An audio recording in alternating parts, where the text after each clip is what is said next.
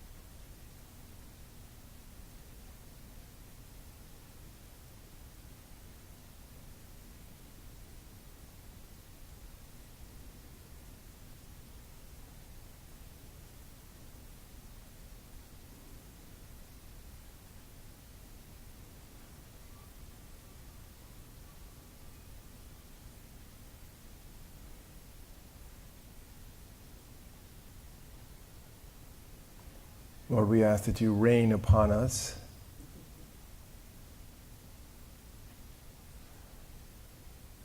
And that you have mercy upon us.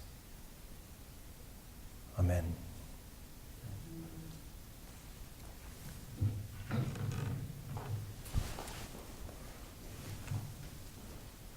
So last week is this microphone completely annoying? Are you okay? You're all fine, okay. Last week we talked a little bit about characteristics of the mystical way, and we spoke in particular about the movement toward emptiness, and I received such a great email about some of the questions around emptiness and what happens in emptiness, particularly Jesus' warning that when you take away one of the demons, 10 more come in. What happens when we clean ourselves out? And several other questions came my way, and what I decided to do was to pull the throttle back a little bit and to slow down and to ground some of our conversations in experiences that we have so that we might understand the spiritual phenomena that some people experience as being contiguous with our experience, though perhaps beyond our experience, but not wholly disconnected from the spiritual lives that we all know and the spiritual lives that we all have. You know, when we talk about spirituality and what happens on the inside, there is all sorts of questions about how to describe this. I think I made mention once, or maybe more than once, that the description of this phenomenon is encased oftentimes in the classics of each of our spiritual traditions. And it was William James at the turn of the century at Harvard when he wrote The Varieties of Religious Experience, in which he tried to talk about what was happening on people's interior landscapes. William James wrote at a time, of course, when there was a great burgeoning and burst of the psychological movement, and Freud and Jung and the creators of an interior understanding and conversation about what is going on. And so it's not just what's happening out on the outside, it's about what's happening on the inside. And when we begin to talk about evolution and changes in the spiritual life, I think the best way for us to think about it is the way we think about the evolution and changes in our own lives. There is so much research being done in the world today that I'm looking at Ellen, who taught kindergarten. You taught kindergarten, didn't you? Did you teach kindergarten? I'm not qualified to teach kindergarten. And I know that sounds funny in a certain way. There is so much knowledge about developmental issues in the world of children nowadays that was not there when I was a kid, and most assuredly was not there when my parents were kids. And the understanding of what is happening developmentally in children has allowed us to talk about growth in, sort of developmental growth from preschool to elementary school, what's happening in boys' brains in middle school, or as the case may be, what's not happening in boys' brains in middle school. What happens in high school? Why do high school kids get in trouble? Why do they self-medicate? What happens in college? The whole question of young adulthood is a big issue in our culture today. Can people grow up? Were they trained to grow up? Or do they take enough hard knocks as kids in order to grow into adulthood? Be people who can deal with setbacks and get up. My description of adulthood is you get pushed over and you get back up and you keep walking. That you have to overcome that which comes your way. And now we are, with the aging of our population, moving into a time where there's incredible research as the baby boomers grow older. What does it mean to grow older? How do you grow older and be fully alive? There is a complete rescaling of our understanding about the second half of life, to the delight of all of us who are either in it or heading toward it. Now, I bring all this up as to say that there is some of what I describe also going on in the spiritual world. And so Robert Coles, former professor at Harvard, many years ago now wrote a book called The Spiritual Life of Children. He was very interested in what's happening in kids. And I see Betsy in the back and all of those who work with our kids during Godly Play. What's happening with them? And then what is happening during the elementary school years? What happens when a kid is an acolyte and witnesses what's going on in the liturgy? And what do the high school kids say about their faith lives? And then in college, many kids have grown up in agnostic households. And for instance, Peter Gomes, the former chaplain at Harvard, used to talk about the explosion of chapel life in the Harvard system as the new rebellion against their parents was for kids to go to church. And he used to talk about this almost true story, which was his bathroom down in the basement of Memorial Chapel had air ducts that went to the Jewish chapel and to the Christian chapel and also to the Muslim sanctuary. He told me later that wasn't exactly true, but it was awfully close. 2 out of 3. 2 out of 3 ain't bad, as he said. Anyway, that there's all that happening, and what's happening to people's lives as they grow up and grow older and grow into Christ. Now, the traditional way of talking about stages of spiritual development date way, way, way back to before the time of Christ, and certainly through the time of Christ in the early church as people have sought to do this, to describe what is happening and to show us markers on how to move forward. And the primary understanding of this was always the threefold way, which was purgation, illumination, and union. And these were words that I never heard growing up in my little Christian household. And this threefold way is not just a Christian threefold way. It's understand across religious lines that there's a time of cleansing, there's a time of illumination, there's a time of grace, we might say, and then there is a time of aliveness in the Lord, the unitive way. And Evelyn Underhill, a great scholar and mystic herself, an Anglican woman who would be a saint were she not an Anglican, wrote extensively and taught extensively, and was greatly quoted as saying, "The interesting thing about religion is God," one of the great quotations of all time. And she said the threefold way is really the fivefold way, and we're going to take a look at that today, which is an awakening, purgation, illumination, the dark night, and then the unitive way. I want you also to know, just for fun, that there is the first of these, one of the first of these in the Christian tradition was in Benedict's Rule, the climactic chapter of the so-called spiritual part of the book. The Rule of St. Benedict is the most boring book for anybody to read of all time. I don't know if you've ever read it. It's the rules of how a community should work. This isn't a book you read for inspiration. It's a book you read for wisdom. And the seventh chapter is the first 12-step program. It is the 12 steps of the ladder of humility, which, as I've said in the past, the farther down you go, the higher up you rise. In the Middle Ages, Saint Bernard of Clairvaux was one of the great mystics of the day, and he was a man of great mystical experience, but also he was the man that in Western Europe people came to talk about.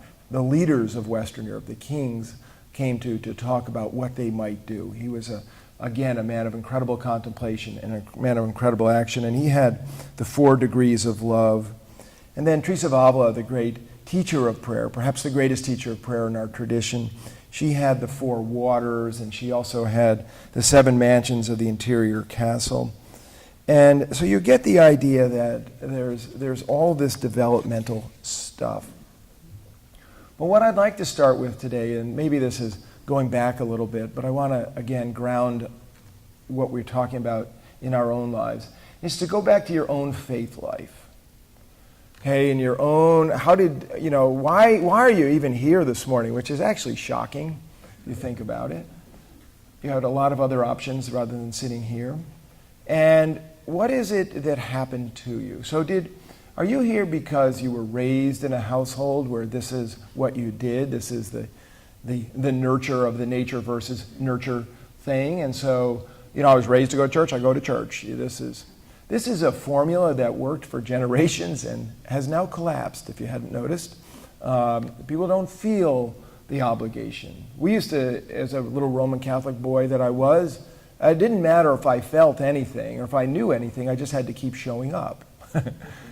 Maybe a little overstated, but perhaps not. A little bit like Benedict. Benedict didn't spend a lot of time worrying over how his monks felt. He just wanted them to show up on time. And he wanted the community to be gracious to those who didn't show up on time. That's in the Rule. Whereas St. Ignatius of Loyola, the founder of the Jesuits, he had his brothers, they weren't monks, his brothers check in on how they felt 3 or 4 times a day and write it down in a journal. We're completely different than Benedict. And when I was in seminary, the leading Western liturgist was my professor, and I took his last class, Aidan Kavanaugh, a brilliant, brilliant, brilliant man. He was the liturgist at the Vatican II, and he, at 72 in his last class, absolutely incredible, canceled the reading schedule. How's that for a great professor? He also canceled all the papers because he didn't want to read them. I love this man.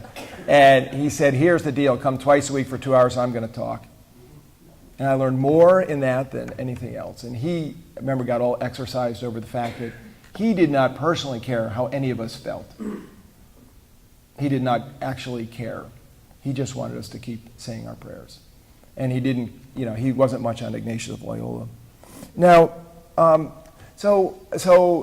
it nature, or was it nurture, or was it nature? And by nature, I'm just going to say, was there something in your own nature that was seeking? So we make a big deal about seekers now. We have a whole generation of seekers. Once people became untethered from their denomination or their religion, we untethered a thing called the seeker, which didn't exist before because nobody had to seek. They were already home. They'd already arrived.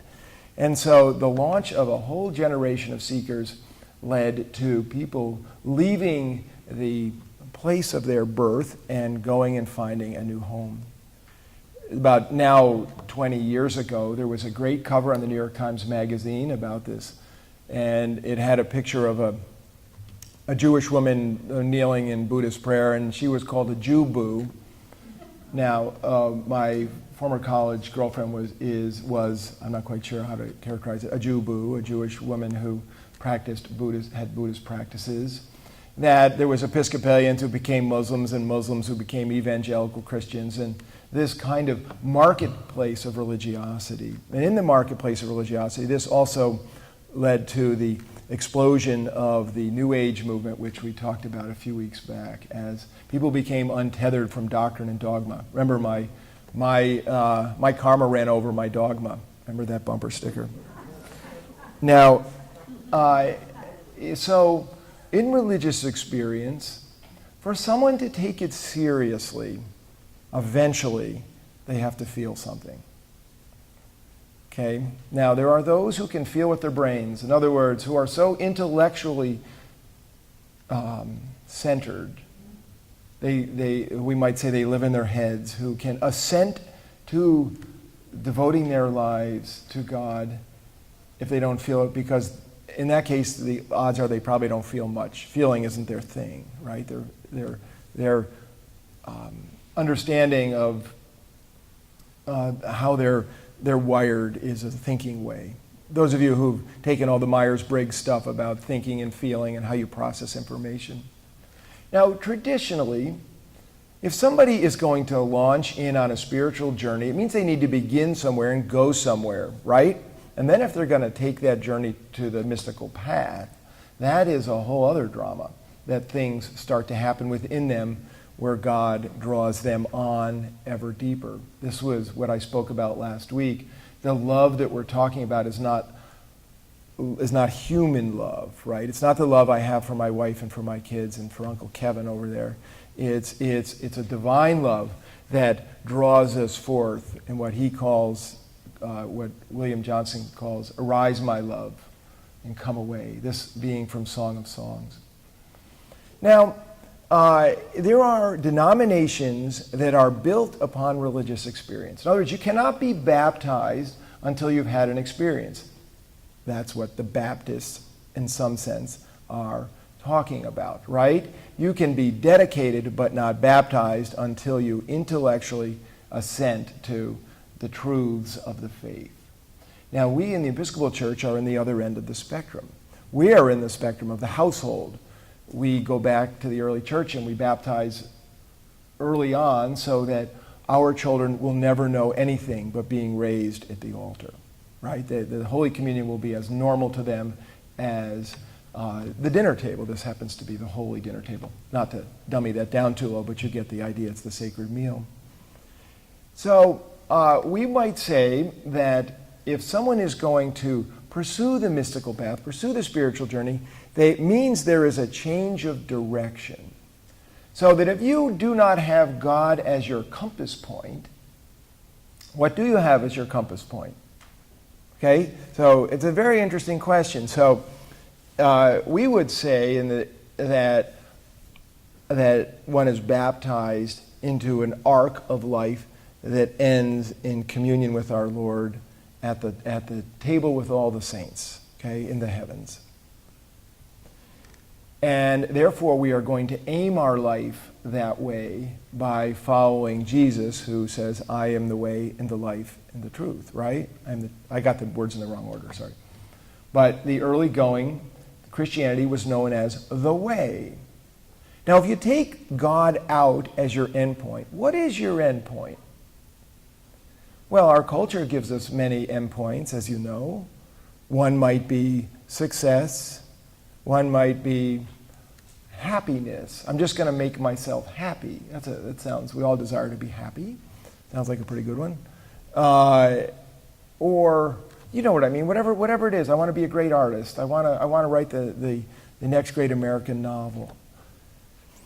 Now, in the spiritual life and in the spiritual journey, if one is going to take it seriously and aim their life that way, that is a dialogue between our heart and the heart of God. And so it's almost as though there's a hand coming out of our heart reaching for God, and there's a hand coming out of the heart of God, and like the ceiling of the Sistine Chapel, the two are reaching each other for communion. And obviously it's a different thing going on in the ceiling of the Sistine Chapel, where God is bringing life to Adam, earth being. But we have this journey of reach in which we are being reached toward. Okay? And we would always say that God makes the first reach. So, let's talk about what makes somebody steer their life in that way.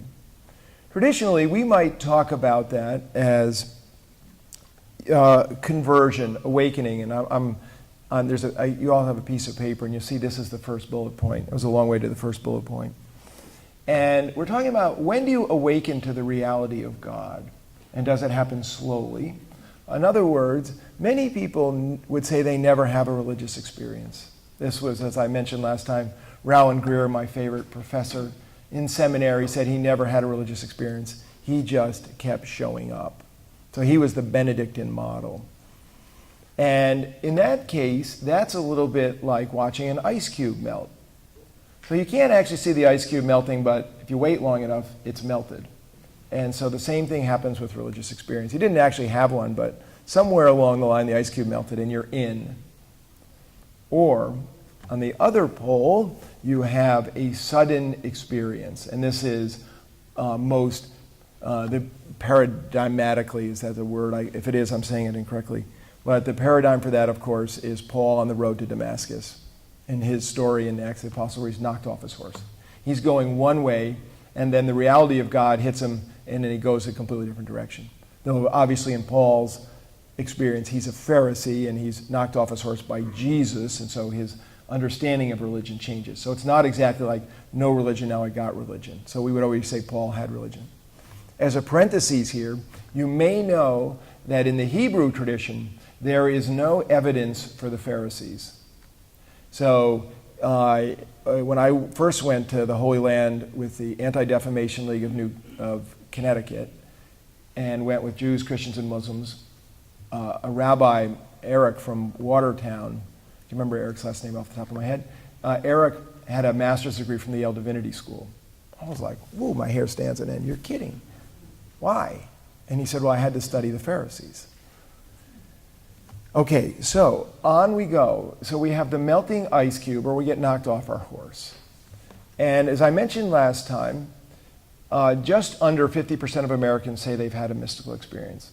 But their mystical experience is not necessarily an experience of God per se, isn't necessarily an experience which leads them toward a spiritual journey. It may be an experience of a mountaintop, the so-called mountaintop experience, where they feel great unity and community with everything.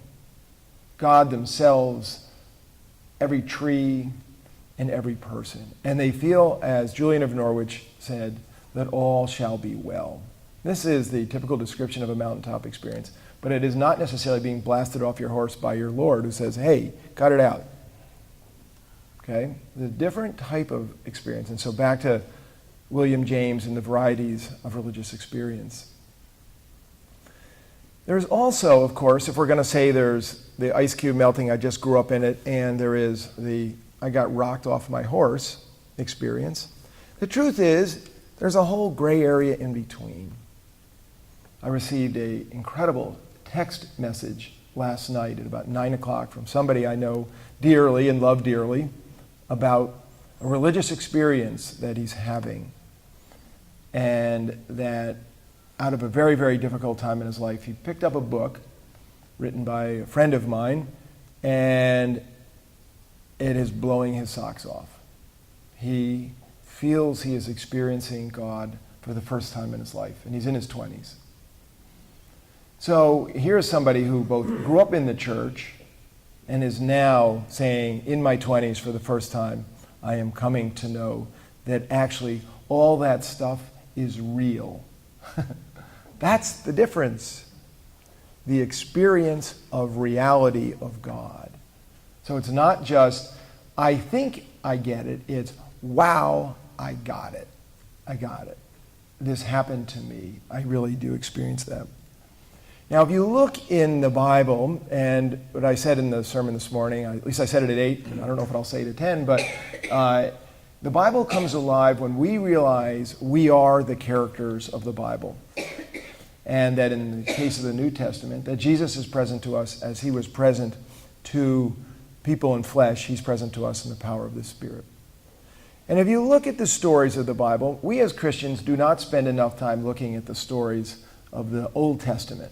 For there, the characters have a humanity that is oftentimes far greater than the humanity we have in the New Testament characters, who are sometimes come off as somewhat don't have the same depth. I don't want to say they're one-dimensional. They just don't have the same depth.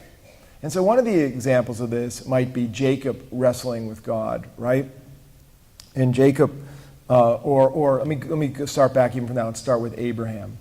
So Abraham, as you know, is Abram, and then he has an experience of God, and he becomes Abraham. And Jacob has an experience. He's the one who wrestles with God in that crazy, bizarre, angel-human story on the side of the river at nighttime before he's going to meet his brother, who he thinks is going to kill him because the only word I know for this is not a great word to say to you, what he did to his brother, but it was bad. It was bad, really bad. He thinks his brother's going to kill him. And he has this experience, and he touches him in the hip, remember this, and he gets the sacred wound, and he says, now your name shall be Israel, one who wrestles with God. That's what Israel means, which is an incredible name. Think about what's going on in Israel, one who wrestles with God. Never was there a better named people. Now, in other words, the reason their name is changed is because their consciousness has changed. Okay, remember we're talking about consciousness in the Buddhist way? Well, they are changed. Something is changed in their consciousness because the reality of God has touched upon them. It's touched down in them. And so in the Bible, they get a new name. And in our world, think about how we deal with it. Sometimes we use the term born-again Christian, right? Let's just take a look back to our culture, right? Now, there are some who are utterly petrified of born-again Christians, completely petrified. And there's a lot of tradition that says there's nothing more dangerous than a newly converted person, regardless of their religion. Okay? When they get God and they get crazy, right? And I just want you to know you're all born-again Christians. That's what happens in baptism. Though culturally we might think of born-again Christianity as something different. But these are people who were going one direction and then started to go the other. I'm a born-again Christian. I was a lapsed Catholic in search of God and had an experience one night, and man, I was all in. I was all in one experience. And but I would say that's those of us who have received the one-time blast should always know that means we're the ones who are the most vulnerable and the hardest to deal with for God. So it's believed in the tradition that the people who get the most incredible experiences are those who have the greatest need for it because they can't be trusted otherwise. I like to call it the biggest loser club. And so that once our consciousness is changed, we begin to aim our lives in a new way and start in on a journey. Because one of the issues here is that if you have a blast-off experience, you have not reached enlightenment. That's just the opening gun. That's not the final gun. And I have another dear friend who had a profound, and I mean wow, experience as a college student. I mean, just incredible. You should hear the description of this experience. And this is an incredibly bright young man, wow, bright young man. And he read and read and read. And he said to me, did I reach enlightenment? Because what I'm describing sounds like enlightenment. And I said, oh, I'm so sorry. No, you didn't reach enlightenment. You just got started. That was the opening gun. So that in the journey, whether or not it starts with such a blast of a gun or we just start walking toward it, it's a journey. And it's a journey of ups and downs, as I said, a pendulum swing of consolation and desolation and consolation and desolation, consolation and desolation. And the largeness of the journey is the death of the false self and the birth of the truth self, which for us as Christians is to be fully alive in Christ. Now, so when we look into the Old Testament to say, okay, so where does this stuff come from? One of the places we might look is at the story of Isaiah, the call of Isaiah, which we always read at ordinations. And you may remember that Isaiah is a little boy. He's living in the temple, and he's asleep, and God keeps waking him up. And he goes, and he doesn't know what to do with it, and he gets rid of it. And eventually he goes to the prophet Samuel.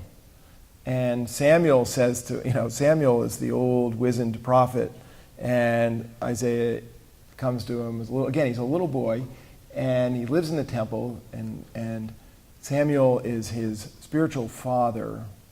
And he says, if it happens again, say, here I am, Lord. This is where you get the great call. And so it happens again, and he says, here I am, Lord. Now, for people who have this experience, they not only have the experience of the glory of God, the otherness of God, the transcendent nature of God, which is beyond our description. It is, we might say awesome with in other words, some awe, awe-inspiring being of God, which is so beyond us. That's the transcendent part of our understanding of God. And in having a vision of the perfect, as it were, we know ourselves to be imperfect. Okay, so another one of the things that comes out of this is the question of sin, what we might call imperfection from a religious perspective, which we might call sin. We do call sin, forget the might, we do call sin. And so you get both the idea of the perfect and you get the idea of your own imperfection. So often when people have these awakening experiences, I always say the first thing they do is hit the ground. Because that's what you want to do. You want to get lower, and you can now begin to hear the resonance of the ladder of humility. The desire is to get smaller, lower, because you know the truth of that. The puffed up nature of our being suddenly goes, uh-oh, wow, wham, down we go. Okay? Saw God. Now, you may remember in the Old Testament, the Hebrew Scriptures, seeing God is a fearful thing. And it is a fearful thing based on the spirituality of holiness, which is God is holy, we are not holy, and the fire of God will consume us, that we are like dried and tindered wood that will draw great to the fire of God. And if you've ever had a really good blaze going in your fireplace, you know that there are times when you can see something that's nearby the blaze catch on fire, not by touching it, but just by being near it. And so that's why all these stories of Moses going up in the mountain and everybody has to clean themselves, literally clean themselves. The whole law, the kosher food laws, it's all about trying to be clean before God, spiritually clean before God. Now, not only does one have the sense of perfect, imperfect, and then there is the desire for cooperation, or as we called it a few years ago in the series on the future, co-creators with God. Cooperating, working with God, being an instrument of God's peace, servant of God. So so it's the experience of the wowness of God, the unwowness of ourselves, and the desire to commit our lives to this being. And that motion, whether or not it happens slowly or quickly, whether or not it happens because you grew up in the church or didn't grow up in the church, that is what we might call an awakening. And that is what starts the whole train moving, the whole journey moving. And if one never has that experience, you get this disconnected thing, which is either spirituality without religion, or you get none, as would be clicked off in the Pew Research poll, none of the above. You get a kind of seekerness, or you get a nothingness. In other words, as we would say that we are raised culturally in our world, we are raised to know that truth is a scientific, provable thing, right? That's. I just have to tell you, we all went to science class. And what the mystical tradition says is, oh, those truths are fine. Yeah, it's really great what your test tube does and what happens if you pour in this or not. That's all great. But there are contiguous truths and maybe even overwhelming other truths that are mystical truths that are not necessarily at odds. So science and religion aren't necessarily at odds at all. They can be completely contiguous and with each other. But from the mystical perspective, it is though all of those scientific truths are held within God's being, which is a gigantic, overwhelming truth that is much greater. And so really what we're doing with science is going like this with the universe, right? Just holding our fingers out, trying to figure out what's going out there. And those who go to the farthest ends of it, the cosmologists or even Einstein, are the ones, oddly enough, who are talking that there's got, so we get into intelligent design and divine and all that stuff. But that's not really the purpose of what I want to convey to you, which is simply to say somehow the journey gets started in understanding that God is real. And not only is God real, but God's reality is in relationship to your life. Okay? It impinges upon your life. The touch. Anybody with a thought, an insight? How does that fit in with Buddhist agenda? Martha always gives me either the best question or the hardest question. How does what I just said fit into the Buddhist agenda? Okay, this comes with Truth in Advertising. Though I studied Buddhism for many years, I'm not a Buddhist, and so I will tell you what I think I know, and I hope that I do not misrepresent it. So that in the journey, in the Christian spiritual journey, we might say that to go from here to here, to go from awakening to unit of life, we are talking about a transformation that happens. We would say this as part of our vision for the church, to be a church bursting with disciples who are so transformed by the Holy Spirit that they live to give for the love of the Lord, which is the definition of a saint, someone who lives to give for love of God. And so a journey of transformation in which our self-centered ways are blown out by the reality of God, and we seek to serve out of love for the Lord. And so that those who reach the farthest end of it, part of what happens is they are like, woo! They have an energy level that is otherworldly. Okay? Now, in the Buddhist way, as I understand it, the primary paradigm is not transformation. The primary paradigm is the emptying of that which gets in the way, the self-centered issues of our being that get in the way of our being free. In other words, we are plagued by our desires. I want you to think I'm good looking. I want you all to think I'm intelligent. I want to be the rector. I want to be powerful. I want to, whatever your thing is, I want. And so in the Buddhist path, it is the draining of I want. Okay, to know that the I wantness goes away, and that these desires are, what's the term for it? Illusory. They are not real. And so we dedicate our life to that which is unreality. And so that when we empty ourselves of all of that, back to this kenosis, this profound emptiness, we can now be present to reality as it is. And if you follow that path all the way along, we realize that it is not our consciousness that matters, it is the melding of our consciousness with ultimate consciousness. This is the consciousness of the Hindu way. And we become like a raindrop in the ocean, disappearing in the water of the ocean. And that this journey takes so long to complete that there is a cycle of rebirth. Remember the wheel of rebirth, and if you're a bad guy, you come back as a worm? That's really, no doubt, overstated, but you get the idea. That's how I thought of it when I was a kid. Oh no, man, I'm a jerk. I'm going to come back as a dog. And that's why in many Buddhist countries there are terrible questions with wild dogs, because they don't want to kill the dogs because they used to be a person. Okay, they would have that issue. So they're similar but different, I think, is a way to say that.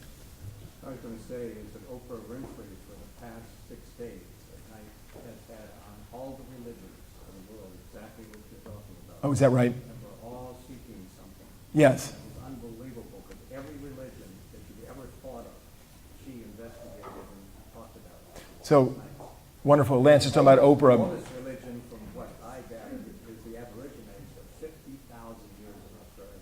Yeah.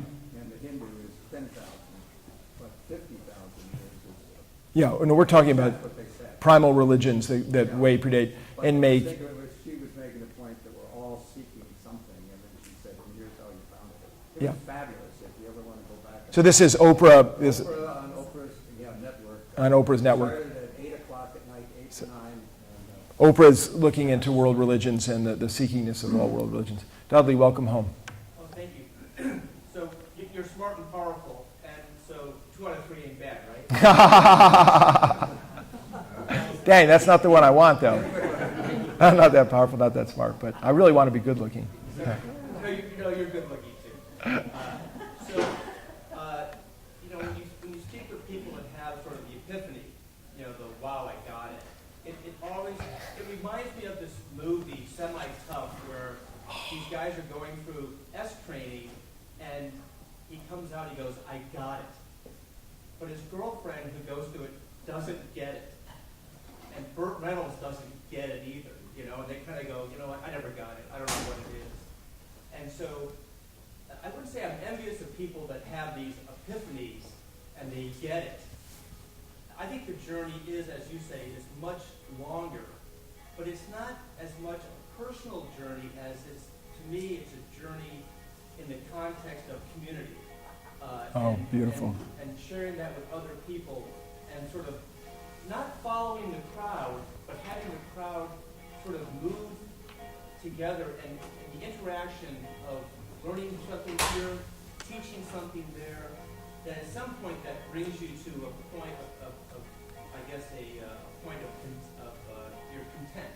Not so much happy, but you're satisfied, you're content with how you feel about who you are and more how you are projected onto other people in terms of how you influence other people and their happiness or not. So that's Wow, that's really beautifully said. And you brought up 2 things in particular that couldn't, one secularist might be really noted, one of which is the role of community, and the other is where do we find our wholesomeness and where do we find our settling spot. I just want to say that one of the most misunderstood things in the world today is the role of religious community.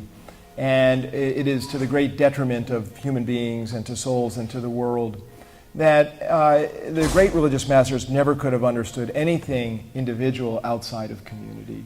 And so, I remember once when I was, after my conversion, Jen and I lived in an apartment about the size of this rug I'm standing on, and I had a rocking chair. I was sitting in it, and I couldn't rock because the walls were too close, and we just gotten married. I lived in 11th Street in Manhattan.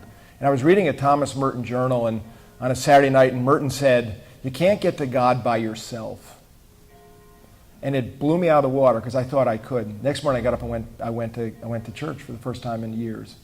And there's no question that we can't do it by ourselves. That we're just not that impressive. We're just not. We're most of us are kind of kooky and we're ADD and we're me, and There comes a time when the community has to hold you together. We do not exist outside of it. None of us are religious, spiritual Marlboro men, right? Dun dun dun dun. I mean, we have to do it together. And that's the great insight that's coming. There's two great insights that are coming down the pike in the future. One of them is, what is with the brain? We don't know anything about the brain relative to what's coming down the pike. And the next is a complete realization that we're all in it together. I mean, right now we're feeling it. We're two in it together, right? We have over super empowered people. We shouldn't be super empowering. But this togetherness thing, you cannot get there by yourself. The community needs to hold you. I'm going to come back later to the whole question of the settledness, when you find, how you find your identity in community and your spiritual identity. Liz? Next week, are we going to continue this discussion, or are we going to see the Bede Griffith movie? No Bede Griffith movie. Maybe sometime in the future. I'm sorry, those of you, oh my gosh, as you're even following along. You know, I had the best of intentions, but you can tell that I'm not so good on execution.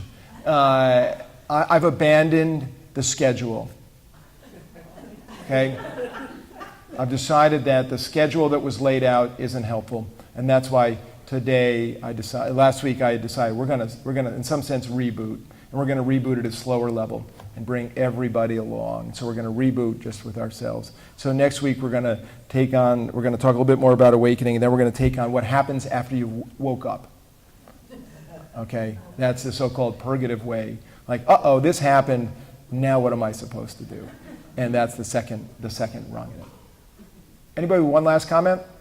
You mentioned the dichotomy, Peter, between scientific truth and faith. I see that as breaking down. And it breaks down when you get into quantum theory, and I'm not an expert, Right. which is the theory of the subatom. Yeah. It is both incomprehensible and true, much like faith, in my opinion. Yeah.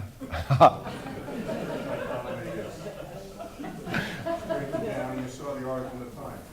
Yeah, we're all with you, Bill, on that. The Bishop of Rhode Island, Nick Knisley, friend of Jennifer's and mine, was a seminary classmate of ours and was the dean of the cathedral out in Phoenix when we were out in Phoenix. He has a PhD in physics, and he's a nerd, and this gets on World Wide Web. He wouldn't mind my saying that. He's a whiz-bang. He's a physicist. He used to teach at I don't know, Bucknell or something like that.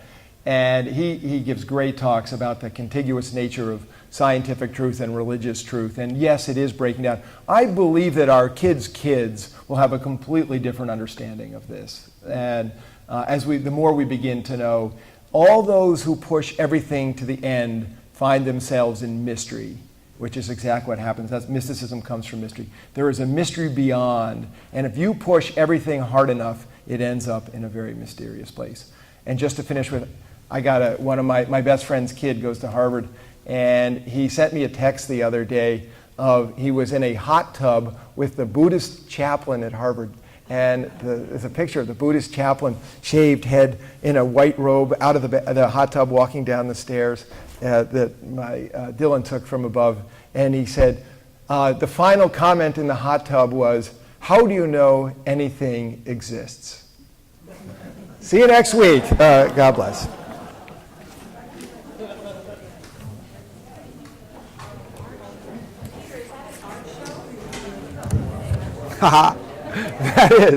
That is a church, the St. Mark's preschool paintings created for Habitat to go in the Habitat houses. Hello, good morning. I was just going to say that some of the cities where Speed Griffiths like. Oh, yes.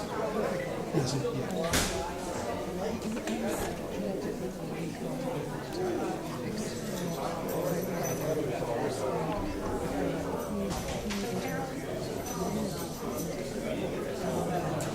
So it's the same type of personality.